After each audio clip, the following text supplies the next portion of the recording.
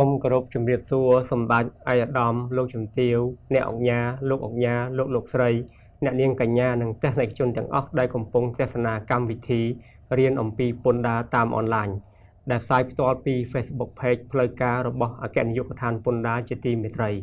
ខ្ញុំបាទជ័យរទ្ធីជាអនុប្រធាននាយកដ្ឋានពន្ធចលនាទ្រព្យនិងអចលនទ្រព្យនៃអគ្គនាយកដ្ឋានពន្ធដារ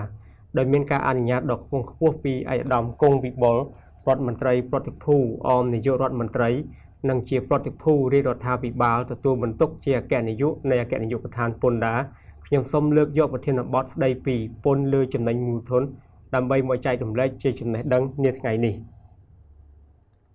ខ្ញុំសូមជម្រាបជូនទស្សនិកជនជ្រាបថាសម្រាប់ពន្ធលើចំណេញមូលធននេះនឹងផ្ដោតលើចំណុចដូចខាងក្រោមនេះទី1កម្មវត្ថុនៃពន្ធទី2និយមន័យទី3ការលើកលែងពន្ធទី4ការកំណត់អំពីចំណេញមូលធនទី5ចំណាយដែលអនុញ្ញាតឲ្យកាត់កងបានទី6អត្រាពន្ធនិងការកណនាទី7គឺការដាក់លិខិតប្រកាសនិងការបង់ប្រាក់ពន្ធជាមួយគ្នានេះចំណុចទី8នឹងជាការលើកឧទាហរណ៍ដើម្បីពិនិត្យទៅលើការកណនាពន្ធលើចំណេញមូលធនចំណុចទី1ខ្ញុំសូមអនុញ្ញាតលើកឡើងអំពីកម្មវត្ថុនៃពន្ធលើចំណេញមូលធនត្រូវបានកំណត់អំពីវិធាននិងនីតិវិធីនៃការអនុវត្តដោយប្រកាសលេខ346សហវប្រកចុះថ្ងៃទី1ខែមេសាឆ្នាំ2020ស្ដីពីពន្ធលើចំណេញមូលធនរបស់ក្រសួងសេដ្ឋកិច្ចនិងហិរញ្ញវត្ថុពន្ធលើចំណេញមូលធននេះគឺត្រូវបានកំណត់អនុវត្តទៅលើមូលធនដែលជាទ្រព្យចំនួន6ដែលយើងហៅថាជាកម្មវត្ថុនៃពន្ធគឺរួមមានអចលនទ្រព្យភតិសន្យាទ្រព្យវិនិយោគកេរ្តិ៍ឈ្មោះអាជីវកម្មកម្មសិទ្ធិបញ្ញានិងរូបិយវត្ថុបរទេសចំណុចទី2គឺយើងផ្ដោតទៅលើនិយមន័យនៃពាក្យកន្លឹះដែលត្រូវបានប្រើប្រាស់នៅក្នុងប្រកាសស្ដីពីពន្ធលើចំណេញមូលធនទី1គឺអ្នកជាប់ពន្ធដែលមានកាតព្វកិច្ចនៅក្នុងការបំពេញការដាក់លិខិតប្រកាសក៏ដូចជាការបង់ពន្ធលើចំណេញមូលធននេះគឺយើងសំដៅទៅដល់អ្នកជាប់ពន្ធនិវាសនជនឬអ្នកជាប់ពន្ធអនិវាសនជនដែលបានលក់ឬផ្ទេរមូលធនទៅឲ្យបុគ្គលដទៃអ្វីដែលគួរឲ្យកត់សម្គាល់នោះគឺថាសម្រាប់អ្នកជាប់ពន្ធនិវាសនជនក្នុងក្របខ័ណ្ឌនៃការអនុវត្តពន្ធលើចំណេញមូលធនគឺយើងសំដៅតែទៅលើរូបវ័ន្តបុគ្គលណាម្នាក់ដែលមានលក្ខណៈវិនិច្ឆ័យចាប់ពី1ឡើងទៅនៅក្នុងចំណោមលក្ខណៈវិនិច្ឆ័យទាំង3ដូចខាងក្រោមចំណុចកគឺគាត់មាននិវាសនដ្ឋាននៅក្នុងព្រះរាជាណាចក្រកម្ពុជាទោះបីជាកម្មសិទ្ធិក្តីជាភតិសន្យាក្តីឬក៏ជាអន្តេនិវត្តដ្ឋានក្តីក៏យើងចាត់ទុកថាជាការមាននិវាសនដ្ឋាននៅក្នុងព្រះរាជាណាចក្រកម្ពុជាដែរចំណុចខនោះគឺយើងផ្ដោតទៅលើបុគ្គលដែលមានកន្លែងស្នាក់នៅជាគោលដៅក្នុងព្រះរាជាណាចក្រកម្ពុជាកន្លែងស្នាក់នៅជាគោលដៅមានន័យថាជាកន្លែងដែលគាត់មានទំនាក់ទំនងសេដ្ឋកិច្ចមានទំនាក់ទំនងសង្គមច្រើននៅក្នុងព្រះរាជាណាចក្រកម្ពុជាមានន័យថាអាចជាកន្លែងដែលគាត់ប្រកបសកម្មភាពវិជ្ជាជីវៈគាត់មានគណនីនៅធនាគារហើយចំពោះសកម្មភាពសង្គមគិច្ចអាចផ្ដោតទៅលើកន្លែងដែលគាត់រស់នៅជួបជុំគ្រួសារហើយនឹងគាត់ធ្វើសកម្មភាពសង្គមជាចម្បងរបស់ខ្លួននៅទីនេះចំពោះលក្ខណៈវិនិច្ឆ័យកគឺផ្ដោតទៅលើវត្តមានដែលបុគ្គលនោះមាននៅក្នុងព្រះរាជាណាចក្រកម្ពុជាប្រសិនបើបុគ្គលមានវត្តមានលើសពី182ថ្ងៃនៅក្នុងព្រះរាជាណាចក្រកម្ពុជាក្នុងមួយលើកឬច្រើនលើកឬក្នុងរយៈពេល12ខែណាមួយដែលបានបញ្ចប់ក្នុងឆ្នាំជាប់ពន្ធចរន្តយើងក៏ចាត់ទុកថាគាត់នេះជាអ្នកជាប់ពន្ធនិវាសនជននៅក្នុងព្រះរាជាណាចក្រកម្ពុជាផងដែរចំណុចបន្តគឺយើងចូលដល់និយមន័យនៃអ្នកជាប់ពន្ធអនិវាសនជនអ្នកជាប់ពន្ធអនិវាសនជននេះគឺសំដៅដល់រូបវ័ន្តបុគ្គលឬនីតិបុគ្គលដែលមិនមែនជាអ្នកជាប់ពន្ធនិវាសនជនត្រង់ចំណុចនេះខ្ញុំសូមគូសបញ្ជាក់ថាសម្រាប់អ្នកជាប់ពន្ធនិវាសនជនជានីតិបុគ្គលគឺពុំស្ថិតនៅក្រោមវិសាលភាពនៃការអនុវត្តប្រកាសស្ដីពីពន្ធលើចំណេញមូលធននេះឡើយដោយសារអ្នកជាប់ពន្ធនិវាសនជនជានីតិបុគ្គលចំណេញមូលធនដែលបុគ្គលនេះសម្រេចបានគឺជាប្រាក់ចំណូលជាប់ពន្ធដែលត្រូវអនុវត្តនៅក្នុងក្របខ័ណ្ឌនៃពន្ធលើប្រាក់ចំណូលរបស់នីតិបុគ្គលនិយមន័យបន្តចូលដល់ពាក្យមូលធននេះគឺជាពាក្យកន្លឹះនៅក្នុងពន្ធលើចំណេញមូលធននេះផងដែរគឺមូលធននេះគឺសំដៅទៅលើទ្រព្យចំនួន6ប្រភេទរួមមានអចលនទ្រព្យភតិសន្យាទ្រព្យវិនិយោគកេរ្តិ៍ឈ្មោះអាជីវកម្មកម្មសិទ្ធិបញ្ញាហើយនិងរូបិយវត្ថុបរទេសចំពោះនិយមន័យបន្តគឺពាក្យថាចំណេញមូលធននេះក៏ជាពាក្យកន្លឹះសំខាន់ដែរ ដែលហេតុថាពន្ធលើចំណេញមូលធនគឺយើងយកទៅលើចំណេញមូលធនដែលសម្រេចបានដោយរូបវន្តបុគ្គលយកមកធ្វើជាមូលដ្ឋាននៅក្នុងការគណនាពន្ធចំណេញមូលធននេះគឺពុំមែនជាថ្លៃលក់ដូរនៃការផ្ទេរឬក៏ការលក់នៅមូលធននោះទេគឺសំដៅទៅដល់ប្រាក់ចំណូលជាប់ពន្ធដែលបានពីការយកចំណូលពីការលក់ឬផ្ទេរមូលធនដកការកាត់កងចំណាយដែលអនុញ្ញាតដូច្នេះចំណេញមូលធននេះមានន័យថាតតែអ្នកជាប់ពន្ធសម្រេចបាននៅប្រាក់ចំណេញពីការលក់ឬក៏ផ្ទេរទ្រព្យអញ្ចឹងគឺយើងយកប្រាក់ចំណូលពីការលក់ឬក៏ផ្ទេរទ្រព្យនោះដកថ្លៃដើមណាដែលរួមមានថ្លៃទិញក៏ដូចជាចំណាយដែលអនុញ្ញាតឲ្យកាត់កងនានាចំណុចបន្តនោះគឺជាការបញ្ជាក់និយមន័យទៅលើមូលធនទាំង6ទី1គឺអចលនទ្រព្យអចលនទ្រព្យនេះគឺយើងសំដៅដល់អចលនទ្រព្យតាមក្របខ័ណ្ឌនៃបទបញ្ញត្តិស្ដីពីពន្ធលើអចលនទ្រព្យអញ្ចឹងអាចមានជាអ្វីខ្លះអាចមានជាដីណាជាផ្ទះជាអគារនិងសំណង់ផ្សេងដែលភ្ជាប់នឹងដីនោះចំណុចទី2គឺភតិសន្យាភតិសន្យានេះគឺជាវាក្យសព្ទគតិយុត្តផ្នែកច្បាប់បាទអញ្ចឹងគឺសំដៅទៅលើភាសាសម្រាយយើងអាចថាជាកិច្ចសន្យាជួលឬក៏សិទ្ធិជួលដូច្នេះភតិសន្យាគឺជាប្រតិបត្តិការដែលភតិបតីឬក៏ហៅថាជាម្ចាស់អចលនវត្ថុហ្នឹងគាត់ធ្វើការចុះកិច្ចព្រមព្រៀងជាមួយភតិកៈភតិកៈនេះគឺជាអ្នកជួលហើយនៅក្នុងនោះគឺភតិកៈត្រូវបានផ្ដល់សិទ្ធិឲ្យកាន់កាប់និងប្រើប្រាស់អចលនវត្ថុនោះក្នុងរយៈពេលមួយដោយបង់ថ្លៃឈ្នួលតាមគ្រាឬតាមតម្លៃសមមូលអញ្ចឹងការមានសិទ្ធិជួលឬក៏សិទ្ធិជួលអចិន្ត្រៃយ៍ទៅលើអចលនទ្រព្យណាមួយនោះក៏យើងចាត់ទុកថាជាមូលធនមួយដែរជាទ្រព្យមួយដែរចឹងនៅពេលដែលអ្នកជាប់ពន្ធធ្វើការផ្ទេរនៅសិទ្ធិជួលណាឬក៏សិទ្ធិជួលអចិន្ត្រៃយ៍នេះហើយគាត់សម្រេចបានចំណេញមូលធនគឺជាកម្មវត្ថុនៃពន្ធលើចំណេញមូលធនដែរខ្ញុំសូមគូបញ្ជាក់បន្ថែមថាចំពោះភតិសន្យានេះគឺយើងមិនអនុវត្តទេចំពោះករណីភតិសន្យាហិរញ្ញវត្ថុនៃចលនវត្ថុហើយនឹងករណីភតិសន្យាពិសេសដែលមានកំណត់នៅក្នុងច្បាប់ស្ដីពីភតិសន្យាពិសេសចំពោះចំណុចទី3គឺទ្រព្យវិនិយោគទ្រព្យវិនិយោគនេះគឺយើងសំដៅដល់ទ្រព្យហិរញ្ញវត្ថុដែលមានជាប្រភេទមូលបត្រដែលក្នុងនោះមានដូចជាភាគហ៊ុនសញ្ញាប័ណ្ណនិងមូលបត្រដែលបោះផ្សាយដោយសហគ្រាសឯកជនចំណុចទី4គឺកេរ្តិ៍ឈ្មោះអាជីវកម្មកេរ្តិ៍ឈ្មោះអាជីវកម្មនេះដែលយើងហៅជាភាសាអង់គ្លេសថាជា goodwill ហ្នឹងក៏យើងចាត់ទុកថាជាមូលធនមួយដែរហើយកេរ្តិ៍ឈ្មោះអាជីវកម្មនេះរួមបញ្ចូលដល់អាជ្ញាប័ណ្ណណាបញ្ជីឈ្មោះអតិថិជនហើយនឹងយីហោអញ្ចឹងបើសិនជាបុគ្គលម្នាក់គាត់មានអាជ្ញាប័ណ្ណគាត់មានសិទ្ធិអាជ្ញាប័ណ្ណអាចជាសិទ្ធិអាជីវកម្មដែលផ្ដល់ដោយស្ថាប័នមានសមត្ថកិច្ចឬមួយក៏ផ្ដល់ដោយគេថាជាសហគ្រាសឯកជនឧទាហរណ៍ក្នុងក្របខ័ណ្ឌនៃការផ្ដល់សិទ្ធិអាជីវកម្មជា franchise ជាដើមអញ្ចឹងនៅពេលដែលគាត់ធ្វើការផ្ទេរឬក៏លក់សិទ្ធិអាជីវកម្មនេះក៏យើងចាត់ទុកថាជាការផ្ទេរកេរ្តិ៍ឈ្មោះអាជីវកម្មហ្នឹងហើយក៏ជាកម្មវត្ថុនៃពន្ធលើចំណេញមូលធនផងដែរចំណុចទី5គឺជាកម្មសិទ្ធិបញ្ញាកម្មសិទ្ធិបញ្ញានេះក៏យើងចាត់ទុកថាជាមូលធនមួយផងដែរហើយកម្មសិទ្ធិបញ្ញានេះគឺរួមបញ្ចូលដល់តក្កកម្មដែលជាស្នាដៃដែលយើងបង្កើតឡើងដែលអនុវត្តនៅក្នុងបច្ចេកវិទ្យាឬក៏ឧស្សាហកម្មឬមួយក៏ជាស្នាដៃអក្សរសាស្ត្រនិងសិល្បៈដែលមានការតាក់តែងនិពន្ធសៀវភៅ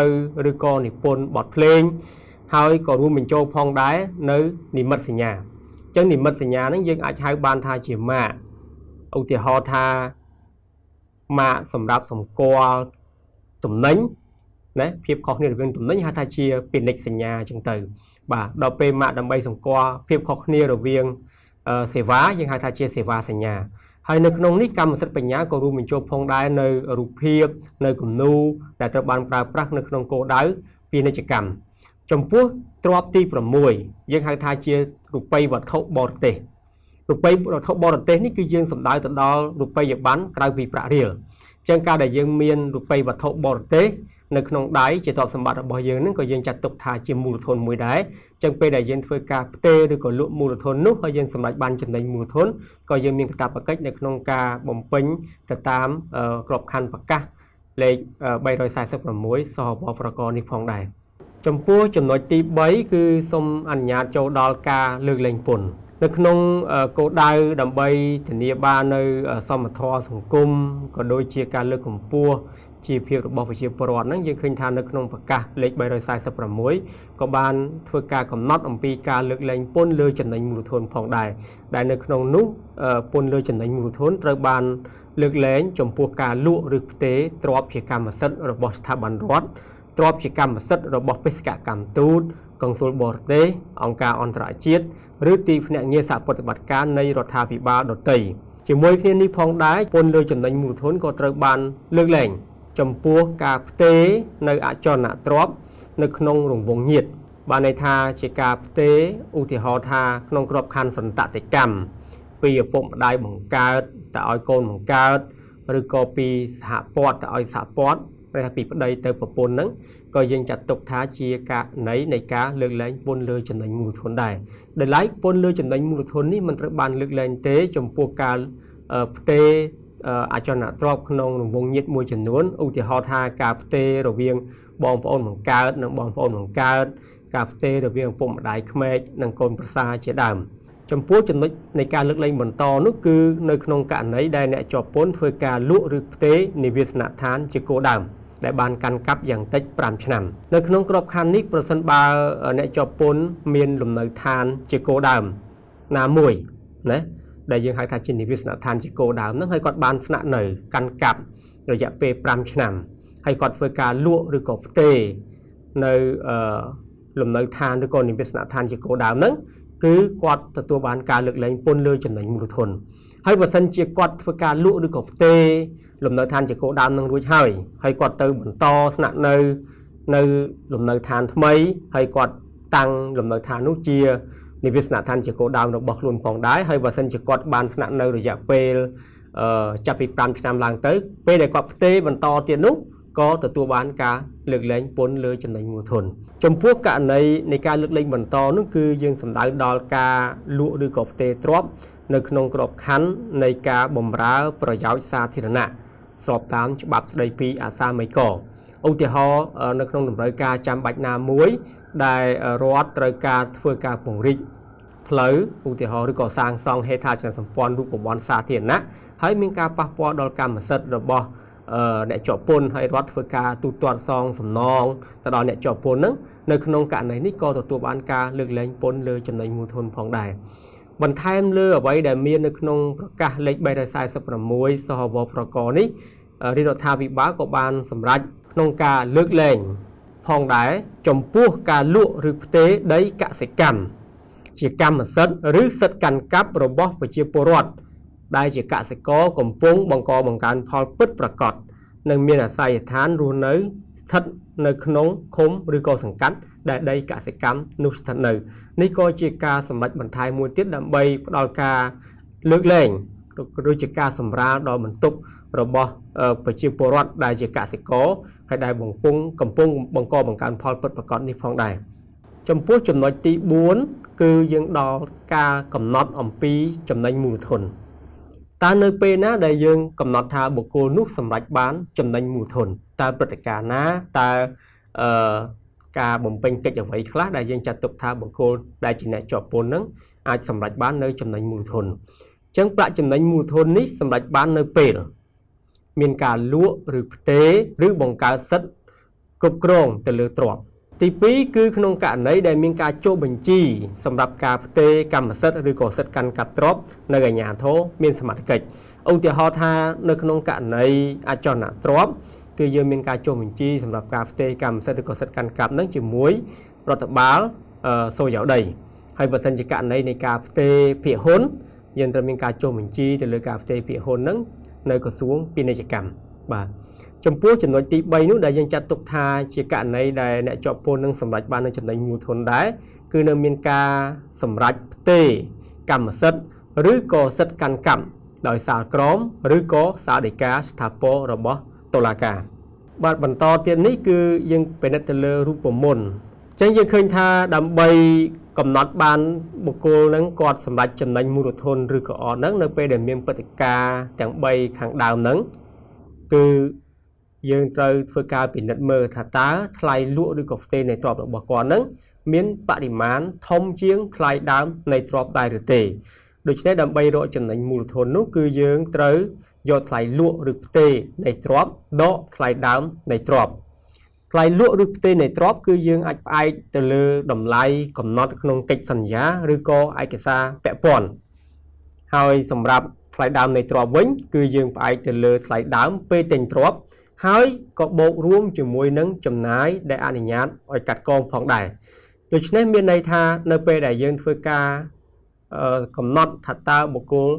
ណាម្នាក់ឬក៏អ្នកជាប់ពន្ធណាម្នាក់សម្រាប់បានចំណេញមូលធនឬក៏អត់នោះគឺយើងត្រូវធ្វើការយកថ្លៃ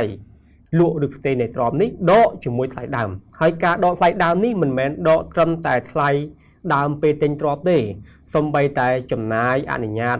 ផ្សេងក៏យើងអាចអនុញ្ញាតឲ្យគាត់ធ្វើការកាត់កងពីមូលដ្ឋាននៃថ្លៃលក់ឬក៏ផ្ទេរទ្រព្យនេះផងដែរចំណុចបន្តគឺយើងចូលដល់ចំណាយដែលអនុញ្ញាតឲ្យកាត់កងបានចឹងចំណាយដែលអនុញ្ញាតឲ្យកាត់កងបាននេះនៅក្នុងប្រកាសស្តីពីពន្ធលើចំណេញមូលធនគឺយើងអនុញ្ញាតឲ្យអ្នកជាប់ពន្ធធ្វើការយកថ្លៃលក់ឬក៏ផ្ទេរនៃទ្រព្យហ្នឹងដកថ្លៃដើមនិងចំណាយដែលអនុញ្ញាតឲ្យកាត់កងសម្រាប់ចំណាយដែលអនុញ្ញាតឲ្យកាត់កងគឺយើងមានវិធីសាស្ត្រ2វិធីសាស្ត្រទី1យើងហៅថាជាវិធីកាត់កងចំណាយជាក់ស្ដែងបាទវិធីកាត់កងចំណាយជាក់ស្ដែងនេះគឺយើងអនុវត្តចំពោះទ្រព្យទាំងគ្រប់ប្រភេទនៃចំណេញមូលធននៃពន្ធលើចំណេញមូលធនមានន័យថាទាំងទៅលើអចលនទ្រព្យហើយជាមួយនឹងទ្រព្យដទៃទៀតដោយឡែកចំពោះគេហៅថាជាករណីនៃអចលនទ្រព្យវិញណាប្រកាសស្តីពីពន្ធលើចំណេញមូលធនអនុញ្ញាតឲ្យអ្នកជាប់ពន្ធនឹងអាចធ្វើការកាត់កងចំណាយដោយប្រើប្រាស់វិធីណាមួយក្នុងចំណោមវិធីទាំងពីរបាទគឺ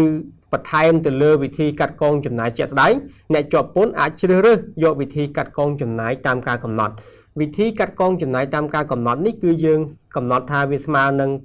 80% នៃចំណូលពីការលក់ឬក៏ផ្ទេរនៃទ្រព្យគឺយើងសន្មត់ថាចំណាយដែលអ្នកជាប់ពន្ធណាមានពាក់ព័ន្ធជាមួយនឹងមូលធននោះគឺស្មើនឹង 80% នៃថ្លៃលក់ឬក៏ផ្ទេរនៃទ្រព្យចំណុចនេះគឺមានសារៈសំខាន់បានន័យថាបើសិនជាអ្នកជាប់ពន្ធគាត់បានទិញអចលនទ្រព្យយូរមកហើយឬមួយក៏គាត់ទទួលបានអចលនទ្រព្យនឹងជាអំណោយពីរដ្ឋជាយូរមកហើយគាត់ពុំមានឯកសារនានាដែលបញ្ជាក់អំពីបន្ទុកចំណាយដើម្បីមកកាត់កងជាមួយនឹងថ្លៃលក់ឬក៏ផ្ទេរនៃទ្រព្យនោះទេគឺផ្អែកទៅតាមប្រកាសលេខ346នេះយើងអនុញ្ញាតឲ្យគាត់អាចយកណាចំណាយនឹងស្មើនឹង 80% នៃថ្លៃលក់ឬក៏ផ្ទេរនៃទ្រព្យអញ្ចឹងករណីនេះយើងហៅថាជាវិធីកាត់កងចំណាយតាមការកំណត់ដោយឡែកចំពោះទ្រព្យដទៃទៀតក្រៅពីអចលនទ្រព្យសំទោសអ្នកជាប់ពន្ធពុំអាចប្រើប្រាស់វិធីកាត់កងចំណាយតាមការកំណត់បានទេគឺមានតែវិធីកាត់កងចំណាយជាក់ស្ដែងតែប៉ុណ្ណោះគួរបញ្ជាក់ផងដែរថានៅក្នុងករណីដែលអ្នកជាប់ពន្ធជ្រើសរើសវិធីកាត់កងចំណាយជាក់ស្ដែងអញ្ចឹងក្នុងករណីនេះចំណាយជាក់ស្ដែងហ្នឹងវាអាច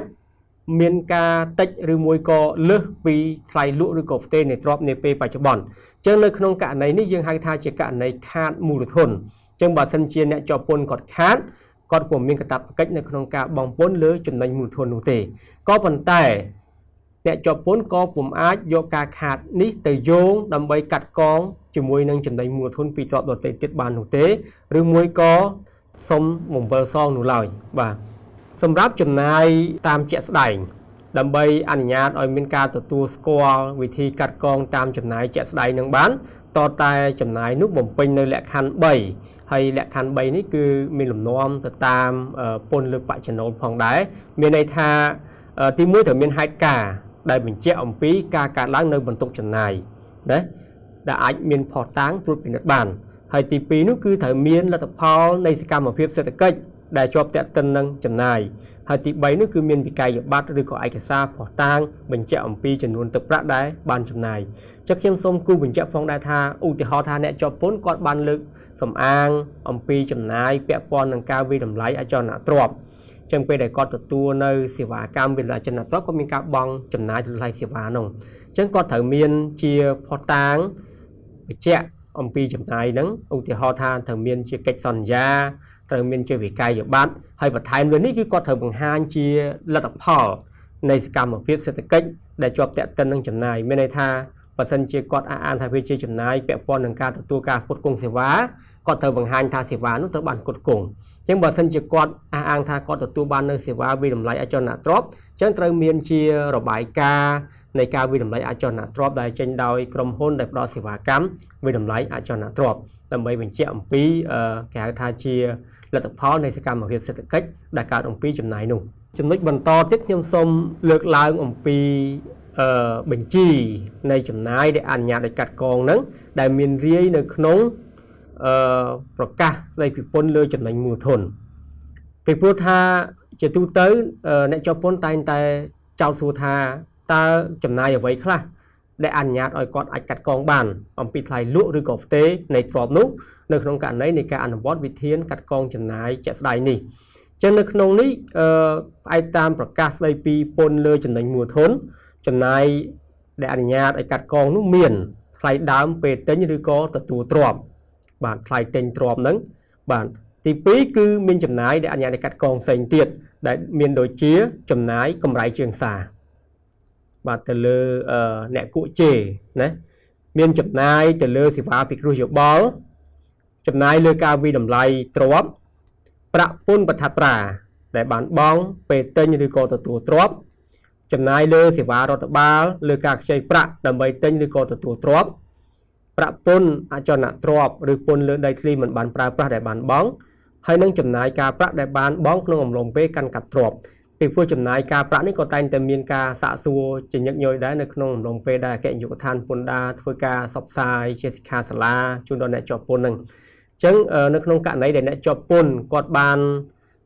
อ่างทากอดเมียนจำนายไปได้เต็นตรอบนั่งอุตสาหกรรมอาจารย์ตรอบมุ้ยก็มีการใช้ประปิกิสถานตนีเกียนนั่งรันมาเท่าจังเต้ก็มีการบองกาประจังกาประนี่ยังสมัยเจ้าทาก็เจียประเภทมุ้ยในจำนายได้อ่านยาได้กัดกองฟองได้ในขนมประกาศในวิปนเลยจำนายมูลทนจำนายบรรทอเตี้ยได้อ่านยาได้กัดกองนุ่มเมียนโดยเจียจำนายเลยเสวารถบาโซยาวได้หรือภูมิบาลนะจำนายไทยตรอมหนังกายหลมอตรอมองค์ที่เขาทำไปได้กอดเต็นตรอมนั่งไปทำตายจวนต่อใดเดให้กอดบานซองจอนตีมวยเหมือนไทยเตี้ยนั่นก็เชียจำนายได้อันยาได้กัดกองบานฟองได้ให้จำนายเลือกาซอบไซเป็นในกิจกรรมก็โดยเชียจำนายขนมกาบ่งกาหรือเรียกซากาเปียนหรือสัดกันกับตรอบเอาที่เขาท่าแตะตรงจุดมวยหนึ่งมาเปลี่ยนในกิจกรรมไปได้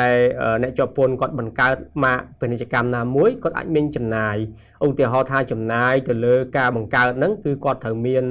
กาจำนายเลยกาทัวร์ดีไซน์นะแต่เลือมาถ้าบอกกอดให้กอดเป็นการจำนายแต่เลือกาทาปลาปลาเสียบาแผนเงียมาเป็นกิจกรรมก็โดยจะการชมจีมาจะดาวนั่นคือกอดเป็นจำนายแต่ออกนั้นก็ยังจัดตกท้ายจีจำนายได้อันยัดเอากัดกองฟองได้ยังสมอันยัดโจดอลจำนวนตีประมวยแตะตรงจมวยนั่งอัตราปนให้นั่งกาแกะหนีปนจังบรรทอปียืงบานไฟโยหลงปีมูทานในการกำหนดอมปีจำนวนมูทนรวยหายจึงอาจเพื่อกาแกะหนีปนบานnàyจังในขนมนี้อัตราปนเลยจำนวนมูทนในปฏิกรรมวิจัยเยอะคือมีอัตราเทมาให้เพียรอยให้ดำใบยืนเพื่อกาแกะหนีโปรจำนวนมูทนคือยืนโยมูทานเกิดปนก้นในอัตราปนให้มูทานเกิดปนนี้คือสำหรับđóจำนวนมูทนจังโดยสำหรับไอ้ดำลูกจิ๋วเตียวลูกกับญาแนวกับญาลูกใส่เด่นกับญาบานเชียบด้วยมาหายทาจำนวนมูลทนนี้คือยังเพื่อกาโยไทยลวกหรือกบเตในตรอบดอกจมูกหนึ่งไทยดำในตรอบนั่งจำนายอันนี้ญาอ้อยกัดกองจังไปได้ยังโรคเคยจำนวนมูลทนหนึ่งหายยังโยมาก้นจมูกนั้นอัตราปนมาไพ่เพียร้อยยังเคยประปนเลยจำนวนมูลทนได้ตระบังจมูกที่นี่พองได้ยังสมอันญาตเป็นเจ้าบรรทัยแต่เลยกะในตรอบในกลายเป็นจินจักรรมวิจิตรจมพูเนี่ยจอบปนเชียนิวิสนาชนกาบ่มเป็นกับตาปกัดปนเลยจนในมูลทนนี้คือรวมเป็นโจแตงมูลทนได้ในเป็นจินจักรรมวิจิตรให้หนึ่งมูลทนได้ในกลายเป็นจินจักรรมวิจิตรปัจจุบันเนี่ยจอบปนเมียนมูลทนเมียนตรอบในกลายเป็นจินจักรรมวิจิตรให้บานเพื่อกาเตหรือก่อลุ่ให้บานสำรักในจนในมูลทนในกลายประเทศนั้นก็ก้อนเมียนกระตาปกัดในโครงการบ่มเป็นลิขิตประกาศต่าง ការថាដាក់លិខិតប្រកាសនិងធ្វើការបងពន្ធលើចំណេញមូលធននៅក្នុងប្រទេសកម្ពុជាយើងផងដែរនៅក្នុងករណីនេះគឺយើងមានការអនុគ្រោះចំពោះគាត់មានន័យថាបើសិនជាគាត់បានបងពន្ធលើចំណេញមូលធននៅបរទេសរួចហើយអញ្ចឹងប្រាក់ពន្ធលើចំណេញមូលធននៅបរទេសនោះអាចអនុញ្ញាតយកមកកាត់កងជាមួយនឹងប្រាក់ពន្ធដែលត្រូវបង់នៅក្នុងប្រជាជាតិកម្ពុជាបានដូច្នេះមានន័យថាប្រសិនបើប្រាក់ពន្ធដែលបានបង់នៅបរទេសនោះវាមានទំហំតិចជាងប្រាក់ពន្ធដែលត្រូវបង់នៅកម្ពុជានៅក្នុងករណីនេះគាត់ត្រូវបង់តែចំនួនលំអៀងតែប៉ុណ្ណោះចំណុចទី7គឺការដាក់លិខិតប្រកាសពន្ធនិងការបង់ប្រាក់ពន្ធនៅក្នុងប្រកាសស្តីពីពន្ធលើចំណេញមូលធនបានកំណត់ថាអ្នកជាប់ពន្ធត្រូវបំពេញលិខិតប្រកាសទៅតាមទម្រង់ណាដែលកំណត់ដោយរដ្ឋបាលសារពើពន្ធហើយគាត់ត្រូវធ្វើការប្រកាសពន្ធលើចំណេញមូលធននេះក្នុងរយៈពេល3ខែបន្ទាប់ពីសម្រេចបានចំណេញមូលធនអញ្ចឹងរយៈពេល3ខែបន្ទាប់ពីសម្រេចបានចំណេញមូលធនគឺថាបន្ទាប់ពីការធ្វើការលក់ឬក៏ផ្ទេរទ្រព្យឬមួយក៏ការចុះបញ្ជីផ្ទេរកម្មសិទ្ធិឬក៏សិទ្ធិកាន់កាប់នៅអាជ្ញាធរមានសមត្ថកិច្ចឬមួយក៏ចាប់ពីពេលដែលមានសាលក្រមឬក៏សារដីកាស្ថាពរដែលកំណត់អំពីការផ្ទេរកម្មសិទ្ធិឬមួយក៏សិទ្ធិកាន់កាប់នៃទ្រព្យដូច្នេះអ្នកជាប់ពន្ធត្រូវធ្វើការដាក់លិខិតប្រកាសនឹងបង់ពន្ធនេះក្នុងអំឡុងពេល3ខែបន្ទាប់ពីសម្រេចចំណេញមូលធនហ្នឹងហើយគាត់ត្រូវធ្វើការដាក់លិខិតប្រកាសបង់ពន្ធណានៅអគ្គនាយកដ្ឋានពន្ធដារសម្រាប់ទ្រព្យដែលស្ថិតនៅរាជធានីភ្នំពេញនិងទ្រព្យដែលស្ថិតនៅតាមបណ្ដាខេត្តតាមការស្នើសុំរបស់អ្នកជាប់ពន្ធបានន័យថាអ្នកជាប់ពន្ធនៅពេលដែលគាត់មានការផ្ទេរឬក៏លក់ទ្រព្យដែលនៅរាជធានីភ្នំពេញគាត់ធ្វើការដាក់លិខិតប្រកាសបង់ពន្ធនឹងនៅអគ្គនាយកដ្ឋានពន្ធដារដោយឡែកបើសិនជាគាត់មានទ្រព្យដែលនៅតាមបណ្ដាខេត្តក៏គាត់អាចធ្វើការដាក់លិខិតប្រកាសនិងបង់ពន្ធនៅអគ្គនាយកដ្ឋានពន្ធដារបានផងដែរចំពោះករណីទី2នោះគឺអ្នកជាប់ពន្ធធ្វើការដាក់លិខិតប្រកាសនៅសាខាពន្ធដារខេត្តចំពោះទ្រព្យដែលស្ថិតនៅតាមបណ្ដាខេត្តចំណុចទី8នេះខ្ញុំសូមអនុញ្ញាតលើកឡើងអំពីឧទាហរណ៍នៃការគណនាពន្ធលើចំណេញមូលធនអញ្ចឹងចំណុចកគឺករណីផ្ទេរអចលនទ្រព្យដោយមានរក្សាឯកសារគ្រប់គ្រាន់លោកវិចិត្របានលក់ផ្ទះមួយល្វែងនៅលើផ្លូវព្រះសីហនុ274ដែលមានតម្លៃ 4000 លានរៀលទៅឲ្យលោកបូរ៉ាលោកវិចិត្រមានឯកសារគ្រប់គ្រាន់ដោយផ្ទះនោះគាត់ទិញក្នុងតម្លៃ 2400 លានរៀលនិងចំណាយបង់ពន្ធប្រថាប់ត្រាចំនួន96 លានរៀលចំណាយកម្រៃជើងសារចំនួន72លានរៀលចំណាយជួសជុលចំនួន200លានរៀលនិងចំណាយរៀបចំកម្មវិធីឡើងផ្ទះអស់40លានរៀលលោកវិចិត្របានជ្រើសរើសវិធីកាត់កងចំណាយជាក់ស្ដែងមូលហេតុដែលលោកវិចិត្រជ្រើសរើសវិធីកាត់កងចំណាយជាក់ស្ដែងដោយសារលោកវិចិត្រគាត់មានរក្សាឯកសារគ្រប់គ្រាន់បាទអញ្ចឹងដូច្នេះខ្ញុំសូមចូលទៅដល់ការគណនាបាទអញ្ចឹងដោយសារគាត់មានឯកសារគ្រប់គ្រាន់អញ្ចឹងពេល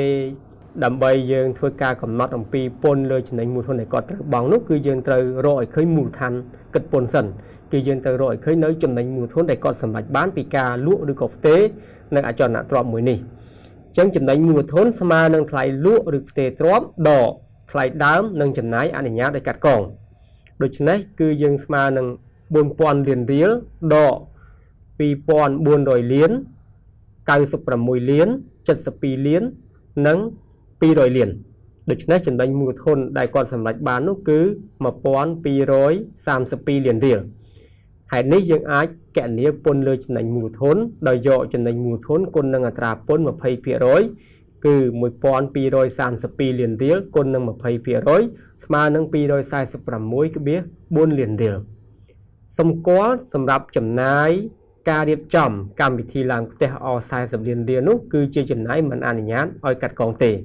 ចំពោះឧទាហរណ៍បន្តយើងចូលដល់ឧទាហរណ៍ខករណីផ្ទេរអចលនទ្រព្យដោយមិនបានរក្សាឯកសារគ្រប់គ្រាន់អញ្ចឹងដូចនៅក្នុងបទបង្ហាញខាងដើមរបស់ខ្ញុំបានគូបញ្ជាក់អំពីករណីនៃមូលធនជាអចលនទ្រព្យដែលអ្នកជាប់ពន្ធអាចធ្វើការជ្រើសរើសវិធីកាត់កងចំណាយតាមការកំណត់ឬក៏វិធីកាត់កងចំណាយ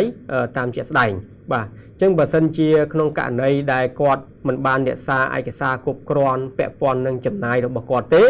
អញ្ចឹងនៅក្នុងនេះខ្ញុំគិតថាអ្នកជាប់ពន្ធច្បាស់ជាជ្រើសរើសយកវិធីកាត់កងចំណាយតាមការកំណត់ហើយលោកសុខាបានលក់ផ្ទះមួយល្វែង ដែលមានទំហំដី100ម៉ែត្រក្រឡានិងមានទំហំសំណង់ផ្ទាល់ដី64ម៉ែត្រក្រឡានៅលើផ្លូវម៉ៅសេតុង245ស្ថិតក្នុងខណ្ឌបឹងកេងកងរាជធានីភ្នំពេញទៅឲ្យលោកសីឡាលោកសុខាមិនមានឯកសារគ្រប់គ្រាន់ដើម្បីបង្ហាញរដ្ឋបាលសារពើពន្ធអំពីថ្លៃដើមនិងចំណាយផ្សេងៗក្នុងការទិញអចលនទ្រព្យនោះទេអញ្ចឹងលោកសុខាបានជ្រើសរើសវិធីកាត់កងចំណាយតាមការកំណត់ហេតុនេះតម្លៃនៃអចលនទ្រព្យរបស់គាត់អាចគិតតាមតារាងឧបសម្ព័ន្ធនៃមូលដ្ឋានគិតពន្ធប្រថាត្រាបាទយើងអាចយកតម្លៃដីណាគឺ100ម៉ែត្រការ៉េគុណនឹង$3,500ក្នុង1ម៉ែត្រការ៉េស្មើនឹង$350,000សំណង់ជាន់ផ្ទាល់ដីគឺ64ម៉ែត្រការ៉េគុណនឹង$250ក្នុង1ម៉ែត្រការ៉េយើងឃើញសំណង់ជាន់ផ្ទាល់ដីនេះគឺមានតម្លៃ$16,000សរុបតម្លៃអចលនទ្រព្យរបស់គាត់គឺមាន$366,000សមមូលនឹងប្រាក់រៀលគឺ$1,464 លានរៀលដូច្នេះដោយសារលោកសុខាពុំមានឯកសារគ្រប់គ្រាន់គាត់ជ្រើសរើសវិធីកាត់កងចំណាយតាមការកំណត់ដូច្នេះចំណេញមូលធនដែលគាត់សម្រេចបាននោះគឺយើងយកថ្លៃលក់ឬផ្ទេរនៃទ្រព្យដកនឹង 80% ណានៃថ្លៃលក់ឬផ្ទេរនៃទ្រព្យដូច្នេះយើងឃើញ$1,464 លានរៀលដកនឹង 80% នៃ$1,464 លានរៀលយើងទទួលបានចំណេញមូលធននោះគឺ$292.8 លានរៀលដូច្នេះយើងអាចធ្វើការគណនាពន្ធលើចំណេញមូលធនដែលសម្រេចដោយលោកសុខាគឺ$292.8 លានរៀលគុណនឹង 20% ស្មើនឹង$58.56 លានរៀលគឺជាទឹកប្រាក់ពន្ធលើចំណេញមូលធនដែលគាត់ត្រូវបង់ឧទាហរណ៍បន្តគឺជាឧទាហរណ៍គោពាក់ព័ន្ធនឹងករណីផ្ទេរភតិសន្យាឬក៏ផ្ទេរសិទ្ធិជួលលោកខបានទិញភតិសន្យាលើអចលនទ្រព្យនៅឆ្នាំ2022សម្រាប់រយៈពេល10ឆ្នាំក្នុងតម្លៃ$300 លានរៀលនៅឆ្នាំ2022ដដែលនោះលោកខបានលក់ភតិសន្យាលើអចលនទ្រព្យនេះទៅឲ្យលោកកក្នុងតម្លៃ$400 លានរៀលលោកខបានចំណាយលើការជួសជុលបន្ថែមអស់ចំនួន$20 លានរៀលដូច្នេះនៅក្នុងករណីនេះយើងឃើញថាលោកខនោះគឺគាត់បានចំណាយទៅលើការជួសជុលបន្ទាប់ពីគាត់បានទទួលសិទ្ធិជួលពីម្ចាស់នៃអចលនទ្រព្យហើយគាត់បានធ្វើការផ្ទេរឬក៏លក់នៃសិទ្ធិជួលនេះទៅឲ្យជនទី3ណាទៅឲ្យលោកកអញ្ចឹងនៅក្នុងករណីនេះចំណេញមូលធនដែលគាត់សម្រេចបាននោះគឺស្មើនឹងថ្លៃលក់ឬផ្ទេរទ្រព្យដកថ្លៃដើមនិងចំណាយដែលអនុញ្ញាតដោយកាត់កងដូច្នេះគឺស្មើនឹង$400 លានរៀលដកនឹង$300 លានរៀលហើយនឹង$20 លានរៀលហ្នឹងទៅយើងឃើញថាគាត់សម្រេចបាននៅចំណេញមូលធនចំនួន$80 លានរៀលដូច្នេះពន្ធលើចំណេញមូលធនដែលគាត់សម្រេចបានគឺយើងយកចំណេញមូលធនគុណនឹងអត្រាពន្ធ 20% គឺ$80 លានរៀលគុណនឹង 20% ស្មើនឹង$16 លានរៀលដូច្នេះខ្ញុំសូមបញ្ចប់បទបង្ហាញរបស់ខ្ញុំនៅត្រឹមចំណុចនេះខ្ញុំបាទសូមថ្លែងអំណរគុណចំពោះការចំណាយពេលវេលាដ៏មានតម្លៃរបស់សម្ដេចអាយដាមលោកជំទាវអ្នកអង្គញាលោកអង្គញាលោកស្រីអ្នកនាងកញ្ញានិងទស្សនិកជនទាំងអស់ដែលបានតាមដានទស្សនាកម្មវិធីរៀនអំពីពន្ធដារតាមអនឡាញដែលផ្សាយផ្ទាល់ពី Facebook Page ផ្លូវការរបស់អគ្គនាយកដ្ឋានពន្ធដារតាំងពីដើមរហូតដល់ចប់ខ្ញុំសង្ឃឹមថាកម្មវិធីនេះនឹងជួយផ្ដល់នូវចំណេះដឹងបន្ថែមទៀតដើម្បីជូនលោកអ្នកក្នុងការបំពេញកាតព្វកិច្ចសារពើពន្ធឲ្យបានត្រឹមត្រូវការចូលរួមចំណែករបស់លោកអ្នកក្នុងការបំពេញកាតព្វកិច្ចពន្ធឲ្យបានត្រឹមត្រូវគឺជាការចូលរួមចំណែកក្នុងការអភិវឌ្ឍប្រទេសជាតិយើងជាទីបញ្ចប់ខ្ញុំបាទសូមគោរពជូនពរសម្ដេចអាយដាមលោកជំទាវអ្នកអង្គញាលោកអង្គញាលោកស្រីអ្នកនាងកញ្ញានិងទស្សនិកជនទាំងអស់នៅពុទ្ធពរទាំង4ប្រការគឺអាយុវណ្ណៈសុខៈពលៈកំបីគ្លៀងគ្លាឡើយសូមអរគុណនិងសូមជម្រាបលា